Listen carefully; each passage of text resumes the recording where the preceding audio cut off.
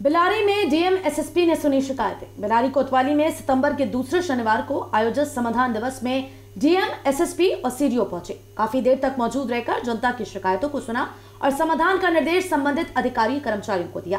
कहा कि विवादों को आपसी वार्ता कराकर निपटाने का प्रयास करें। लेखपाल और पुलिसकर्मी अपने क्षेत्र के प्रत्येक गांव के विवादों को सूचीबद्ध करें।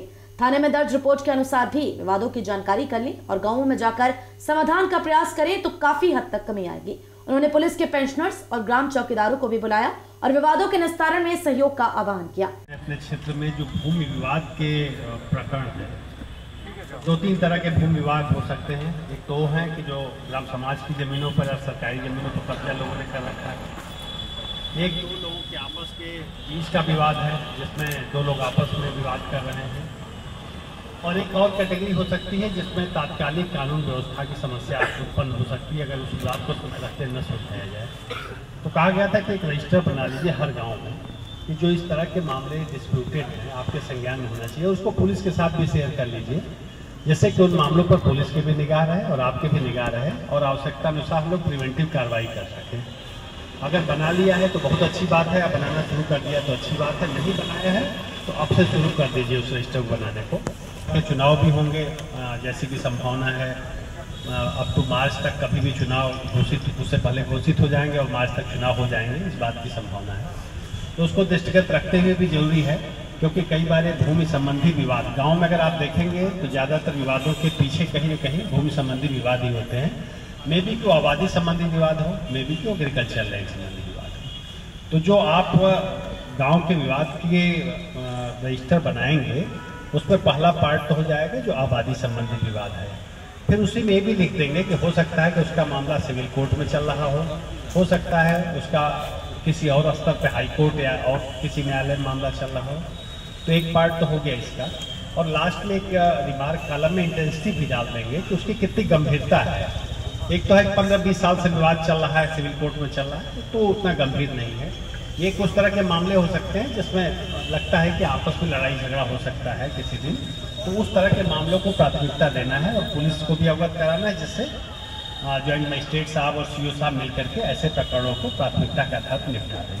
फिर दूसरा पार्ट हो गया जो कृषि भूमि के मामले हैं। कृषि भूमि के मामले में भी एसडीएम अनुराग जैन, सीओ देशदीपक सिंह, कोतवाली प्रभारी रामपाल सिंह, राजस्व निरीक्षक अनवार अहमद, लेखपाल उदयभान सिंह चौहान आदि मौजूद रहे। डीएम एसएसपी के आगमन की सूचना पर कई लोगों ने उन्हें अपनी शिकायतें भी दी। बिलारी से दिनेश सक्सेना की रिपोर्ट। बहुत छोटे छोटे हैं, जमीनों से संबंधित हैं, जो गांव के लोग बहुत दूर दूर परेशान होते हैं, उसको एक जगह ऐसा मिल जाए जहां वो अपनी सारी समस्याओं को कह सके। इसमें जो मैक्सिमम समस्याएं होंगी वो समस्याएं जमीन की विवादों से संबंधित हैं। पहले का टाइम था जब लोग अपने गांव के छोटे छोटे मेड़ के विवाद जो है गांव में ही सुलझा लिए करते थे। धीरे धीरे परिस्थितियां बदली हैं, लोग थाने और तहसील में भागना शुरू किए और वो एक दूसरे की बात नहीं मानते।